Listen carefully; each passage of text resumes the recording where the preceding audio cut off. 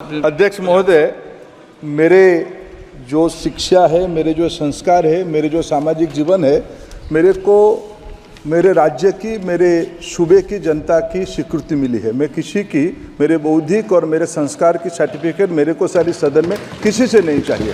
देश की प्रजातंत्र में चुन के मेरे नेता प्रधानमंत्री मोदी जी को प्रधानमंत्री की भूमिका दिया है। मैं उनकी निर्णय से यहाँ उत्तर दे रहा हूँ सदन को। बाकी ये कहना चिल्लाने से सच झूठ नहीं हो जाएगा साहब। ये जो कहा गया देश की अभी की एग्जामिनेशन सिस्टम रबिश है सर, इससे दुर्भाग्यजनक बयान देश की नेता प्रतिपक्ष का कुछ नहीं हो सकता है सर। मैं कठोर शब्द से इसको निंदा करता हूँ। बाकी रहा, मैं सर आपके सामने, आपके माध्यम से देश के सामने सर एक तथ्य रखता हूँ सर। जिन्होंने रिमोट से सरकारें चलाई है, 2010 में 3 बिल आया था सर शिक्षा सुधार के लिए। उन्हीं की पार्टी के नेता आदरणीय कपिल सिब्बल साहब 3 बिल लाए थे। उसमें से एक बिल था एजुकेशन, उसमें एक बिल था prohibition of unfair practice bill 2010, जिसकी उद्देश्य एजुकेशन इंस्टीट्यूशन में माल प्रैक्टिस को बंद करना।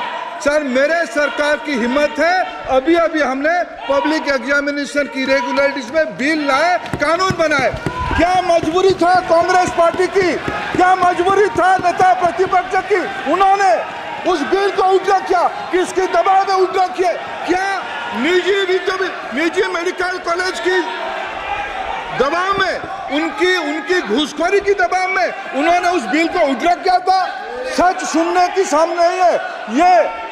मैं किसी की विद्वता में प्रश्न नहीं उठाता हूं, लेकिन सच 2010 में शिक्षा सुधार की बिल उन्हीं की सरकार ने लाया था, दबाव में उन्होंने उल्टा किया। ये हमको प्रश्न पूछते हैं। अध्यक्ष महोदय, मैं आपको धन्यवाद देना चाहती हूं कि इस महत्वपूर्ण मुद्दे पर आपने मुझे बोलने का मौका दिया। ये अलग बात है कि सत्ता पक्ष के लोग सब मेरे बोलने से पहले ही भाग गए। आइए, आपको देख के मैं खुश थी कि आप वापस आ गए। सबसे पहले मैं उन सैनिकों, उन जवानों, उन अफसरों को नमन करना चाहती हूँ जो हमारे देश के रेगिस्तानों में, हमारे देश के घने जंगलों में, बर्फीले पहाड़ियों पे हमारी देश की रक्षा करते हैं, जो हर पल देश के लिए अपनी जान देने के लिए तैयार रहते हैं। 1948 से लेकर अब तक, जब से पाकिस्तानी रेडर्स ने कश्मीर पे हमला किया, तब से लेकर अब तक हमारी देश की अखंडता की रक्षा करने में उनका बड़ा योगदान है। हमारी आज़ादी अहिंसा के आंदोलन से हासिल हुई, लेकिन जैसे मैंने कहा, उसको कायम रखने के लिए हमारी सेना का बहुत बड़ा योगदान है। अध्यक्ष महोदय, कल मैं सदन में बैठी हुई सबके भाषण सुन रही थी। आदरणीय रक्षा मंत्री महोदय ने बोला, सत्ता पक्ष के कई मंत्रियों ने बोला। 1 घंटे का रक्षा मंत्री जी का लंबा भाषण था। सुनते सुनते एक बात मुझे बहुत खटक रही थी। उसके बाद जब दूसरे भाषण भी सुने आपके सत्ता पक्ष के, तब भी ये बात बार बार मेरे मन में आ रही थी कि सारी बातें कर ली, ऑपरेशन सिंदूर की बात कर ली, आतंकवाद की बात कर ली, देश की रक्षा की बात कर ली, इतिहास का पाठ भी पढ़ा दिया, लेकिन एक बात छूट गई। उस दिन 22 अप्रैल 2025 को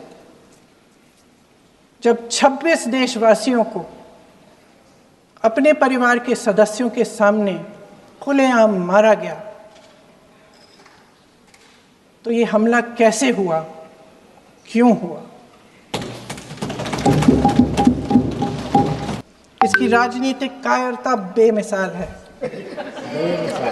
देशवासियों के प्रति जवाबदेही का एहसास ही இது नहीं வந்து है। எல்லாருக்கும் सच्चाई ये है कि इनके दिल में जनता के लिए कोई जगह नहीं है।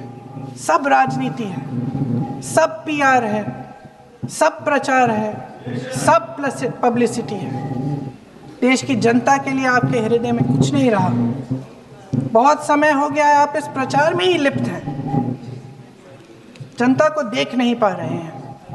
जी माननीय, जो पहलगाम में हुआ, खत्म करती हूँ, जो पहलगाम में हुआ उससे हर एक देशवासी के दिल पे चोट पहुंची है। हिमांशी नारवाल की गुहार ने हम सबको शर्मिंदा किया है। इसीलिए मैं आज यहाँ खड़े हुए एक आखिरी बात करना चाहती हूँ।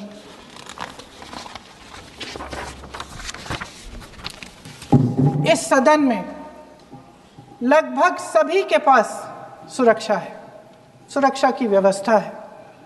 हम जहां भी जाते हैं हमारे साथ सुरक्षा कर्मी आते हैं। आपको भी मिल जाएगी, आप मंत्री बन जाएंगे, आपको भी मिल जाएगी। मैं मजाक की बात नहीं कर रही हूँ, थोड़ा सा धैर्य रखिए। उस दिन पहलगाम में 26 परिवार उजड़ गए। 26 लोगों को अपने परिवार के सदस्य के सामने मारा गया। 26 बेटे, पति, पिता गुजर गए। उनमें से 25 भारतीय थे।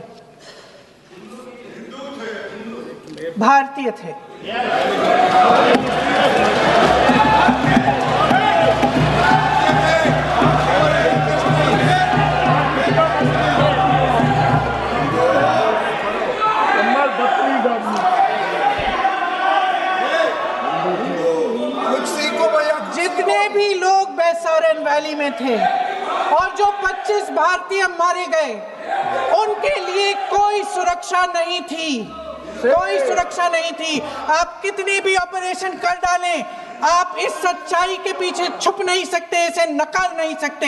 आपने उनको सुरक्षित नहीं किया। कोई शर्म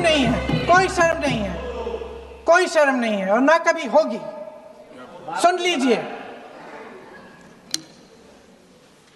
सुबह भी मैं शिव मंत्र बोल के आई हूं। इनको क्या पता शिव मंत्र क्या है? शिव मंत्र इनका खत्म कर लूं अपना भाषण। शिव मंत्र। मैं एक बार उन 25 भारतीयों के चुप रही। मैं एक बार उन 25 भारतीयों के नाम इस सदन में पढ़ना चाहती हूं, ताकि यहां बैठे हर सदस्य को यह एहसास हो कि वे भी हमारी तरह इंसान थे, किसी राजनीतिक बिसात के मोहरे नहीं थे। वे भी इस देश के बेटे थे, वे भी इस देश के शहीद हैं। उनके परिजनों के प्रति हम सब की जवाबदेही बनती है। उन्हें सच्चाई जानने का हक है।